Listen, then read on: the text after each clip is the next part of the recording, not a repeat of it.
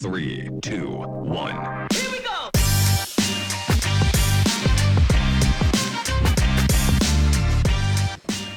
A shot. Hey everybody, this is Mark coming to you once again from the studio life here in Manhattan Beach, California. I feel very intimate with the RC IP 100 camera controller from Canon, and I've been working extensively as well with the Scorhoy scheme of things. Well, if you're going to have PTZ cameras, you should have a camera controller. Now, I covered in a prior episode the incredible browser that's available from Canon when it comes to its N300, N500, N700 products. I think it's a beautifully laid out browser. Now, it's not as compressed or combined onto a single page like some other PTZ cameras. It's not very convoluted, but it does take a little time to get used to. There are different tabs, but if you can overcome the idea that there are a number of pages, you can fairly easily begin to grasp the process for how you can very quickly make a focus adjustment or a preset or this or that. You really sort of start to get it, and that's super cool. I would not hesitate to use the browser as a backup option. It's not my first choice, but you know, having the RC IP 100 or the Scorhoy PTZ controller, they're both excellent options.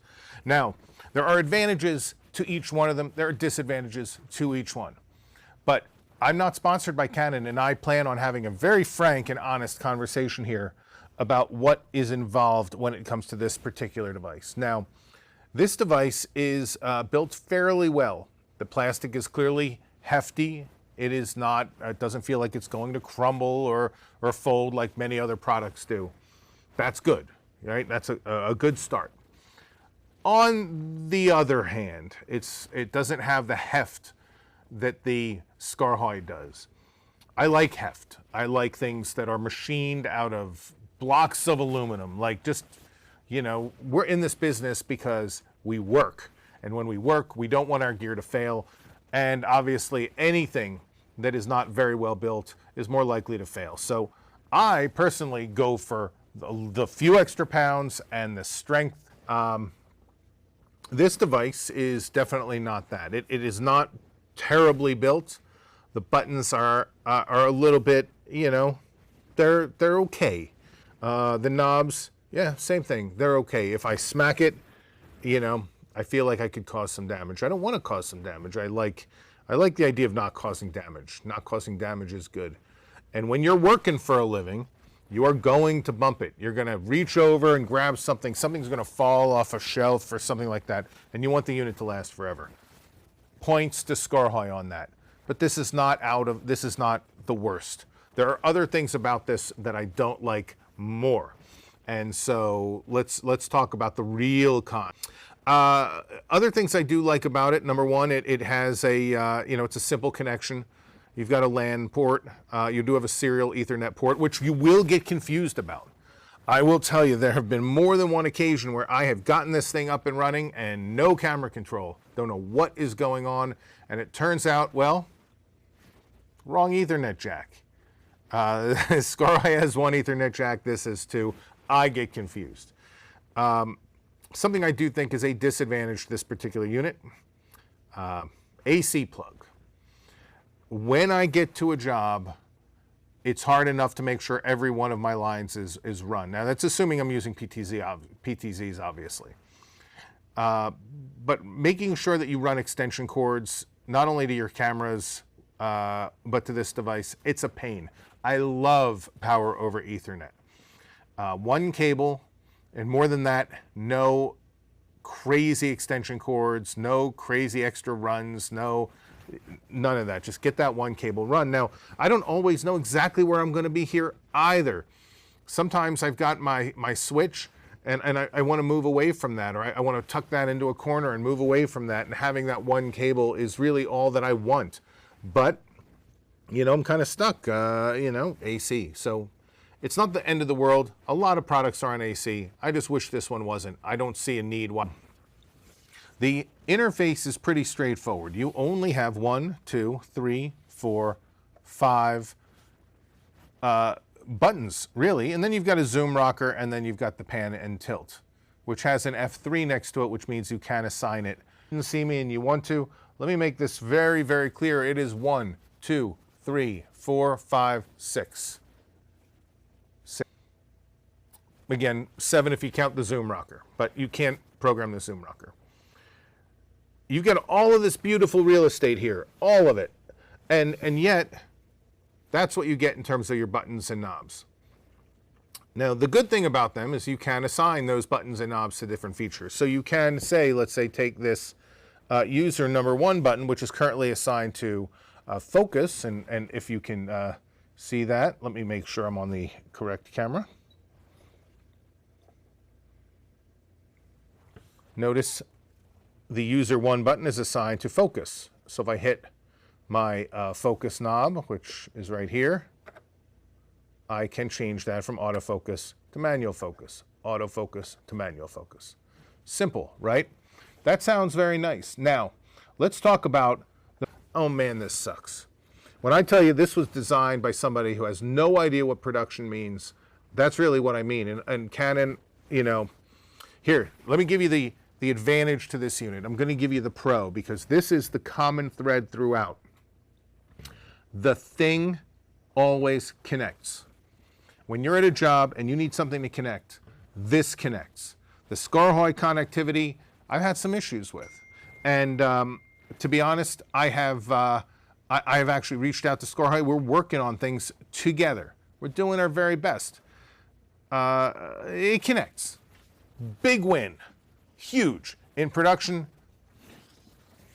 And now let's talk about the disadvantages to the unit. The disadvantages to the unit is the interface. It's not just that you only get your handful of buttons, your F1, your F2, your user 1, your user 2, your F4, which I don't even understand those. Like, what's the difference? A user 1 versus F1? Like, why not just call it F1, F2, F3, F4, F5? Like, easy. It's because whoever designed this thing was probably designing a completely... So if I want to simply go into, let's say, camera, but let's come in here and take a look at this ISO gain. Now, any normal person, then they want to change their ISO gain, they would hit the ISO gain button, boop. But it doesn't change the ISO gain. Who the hell decided that the ISO gain button should not change the ISO gain? No, what it does is it tells you how to reassign that button. You can reassign that button to any other feature that's available in the options, but not all things are available in those options. Only the things that Canon decided you should have. So yes, change settings. So let's cancel out of there. Now let's say I want to hit my my one-shot AF. Oh yeah, let's do a one-shot AF. So I hit that one-shot AF button and, well, see, that's another problem. It doesn't always register. But what happens? Change settings. What the hell? I want to do one-shot AF. No, if I want to do one-shot AF, notice how it is assigned to user 2. I actually have to hit the user 2 button. In other words, this does nothing more than change what this does. Now, why couldn't they simply go out and create a settings button? Oh yeah, they did. There's a settings button right down here.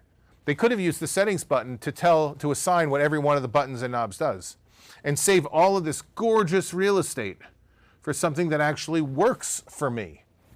But no, that's not what they did. So this is a terrible, terrible, terrible use of real estate, and it pisses me off to no end. The second thing that I don't like is when I tap a button, it needs to know I tapped it. Oh, I tapped one and it didn't register. Hit it again. Oh, that worked. Tap that one, it worked. That one worked. That one didn't. Notice it didn't. It didn't work. Boop, it didn't work again. Tap it again. Oh, now it worked. So the user interface requires a little extra handling to make sure that you're getting things registered the way you want them registered. This is not my favorite. Honestly, this is not my favorite way to go. I sure wish that, that there was a better way of handling this. Now, there is one thing, and let's talk about one more thing that really, really bothers me. Now, you can go in across the top. You've got camera preset, which is great. I can simply hit store and save a preset. Storing that as T2. I want to back it off. I want to store this as T1. So this is a nice interface, very quick. It's not, to me, as quick as the Scarhoy, where you just hold the button down, wait for it to go green to register, but it works. Now I want to hit the preset. Oop, don't do that. Hit the view. Now I can hit the preset, and it comes on in and it remembers. That's nice. Next thing over is camera control. Now I get a lot of options here in camera control. Notice you can pick between auto on the white balance, ISO gain, shutter, iris, and focus. I can decide what's auto and what's not. That's nice. But let's say I'm sitting here at 13.5 gain, and I want to bring that gain up. Let's say I'm going to need about 25 in gain. So what would you do if you were me? I'll tell you. I know what you would do because I know what everyone would do. We would take our finger, see our finger, put the finger down here, and I would hold that button down. Up, it went to 14. You see, 14. Didn't go to 15 or 16, went to 14. I have to tap it again to go to 14.5. Tap it again to go to 14.6. Or, excuse me, 15. Hold it down, it goes to 15.5. Nothing, notice, nothing. Now, I've got a show to cut. I actually have a show to cut. I'm working for a living here. I have stuff to do. Now, let's say I've got to make a camera move. Do I reach over with this hand? How do you want me to handle this? How do you handle this if you've got one finger doing nothing but this? 20.53, 24, 25, 26. I'll go really fast. It doesn't register them all. Now I got to 30 in my gain. This is crazy. Who does this? The programmer could easily go ahead and fix that. My God, this is ridiculous.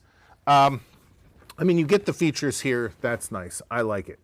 You get another button over here called Trace. We did cover a little bit of Trace in the other segment for how you do it. You can do it here too. You can simply prepare the trace, execute the trace right from here. You can also go over into Store, and you can record the brand new trace. So that I like. I like that. Under Function, you've got some zoom controls. Now, there's so much more that could have been done with this camera. If you go through the browser menu, you'd realize how many things are not included in this particular app, but not bad. Over here in this other top part, you'll notice you have some submenus. You've got your white balance menu, black balance, black, red, and blue, speed. And so it's not the worst thing in the world. Now, let me tell you one thing I do love about this unit. Notice where the P4 button is. P4 button is right underneath the joystick. So what makes this great? What makes it great is very, very simple. I have assigned over here on the other side, oops. By the way, I do kind of like the motion of this joystick more than the Scarhoy. I don't like the build quality, but I do like the motion. But notice that's set to 16 in speed, but it's assigned to the F4 button. So I can drop that button down to, let's say, 1. Let me do that again, and you could see from over here. Let me bring that back up. From here, I can simply assign it. Now it's 1, now it's 16. Here's what makes this great. I have one hand. Now on the Scarhoy, I have to bring my second hand over to control a button that's in a different part of the device. And Scarhoy is built for programmers. So to simply assign a button, that's another win for Canon. As much real estate as it takes up, which is crap, at least I can do it. On the Scarhoy, I'm confused. I got to bring in a programmer to try to help me with this. But here's what I do love. If I've got to make a move, I can reach over and I can make a move by simply controlling my zoom and my moves simply with one hand, and I can drop this down. Speed it up, ramp it, and slow it back down. So I'm doing a simple pan. I can pan it, and then I can do my own speed ramps. This I love. This is smart. Now, again, I don't know that they actually did this intentionally, but I can tell you that they did it. And the fact that I have one-hand control to help me refine my moves, I could just drop that down to the lowest and do a real buttery smooth, speed it up, real butter, Okay, real smart, all with one hand. So I do dig that. I dig. Oh, and while we're here, I do want to take a minute and talk about IP. One of the big problems with the Scarhoy is that you have to be on the same gateway in order to make adjustments to it. You have to be able to get into its browser interface in order for you to make adjustments. On the other hand, this particular unit has all of its adjustments right on the settings menu. So you can not only see the internet address of the unit, but you can change it. You can see the internet addresses for what your cameras are supposed to be, and you can change it. If you're on the gateway, you can adjust it. You can do everything you need to do. I've gotten locked out of the Scarhoy in the past. It's really sucked. One time we did not remember the IP address because there was a typo, and we had to run through all of the addresses we could think of till we finally figured out which one it was, only to get into the browser and change it to the gateway we were supposed to. This is smarter than that. I dig that a lot. So those are a couple of thoughts I have with this particular unit. So what do I really think about this unit? It works. It connects. Here's the thing about it. It doesn't need to be perfect if you know how it works. Every flaw can be built into your process. So yes, it doesn't have to be perfect. I'm telling you, this was not designed for people in production, especially people like me that do a lot of things at once. I might do camera control and switching, and then reach over and make an audio control adjustment and things like that. This is not built for that kind of. There should be more stuff on that advantages. Always connects. Always. So yeah. So in that sense, if you own Canon PTZ cameras, this is a pretty amazing piece of gear to have in your arsenal because it does what it needs to do. It's less than half the price of the PTZ Extreme. It is far more easy to assign controls to buttons so that your workflow works. And yeah, apart from that, don't forget, plug the LAN into the right port. It's dark sometimes, and you'll make to have the unit. It's very easy to give to somebody and let them work on the unit. It has its negatives, no question about it. They should call me. Canon, please call me. Let's build a settings button down there that changes the buttons. Let's open up that whole touch screen. Let's make it work. Let's make it so that it recognizes when you're holding down a button. And if that's a problem, then do what Yamaha does with their mixers, which goes to one button control. Then you select the feature, and then you have a dial that can make the move. If that doesn't make sense, and you don't own a Yamaha, it's not a big deal. But what it does, it simplifies it. It means you don't have to sit here and hit on a button like a thousand. So there you go. I hope you've gotten something out of the Canon Remote Camera Controller RC IP 100. I hope you do buy it if you need it. It's better. Win some, you lose some. All right, everybody. That's it for today. 3, 2, 1. Here we go!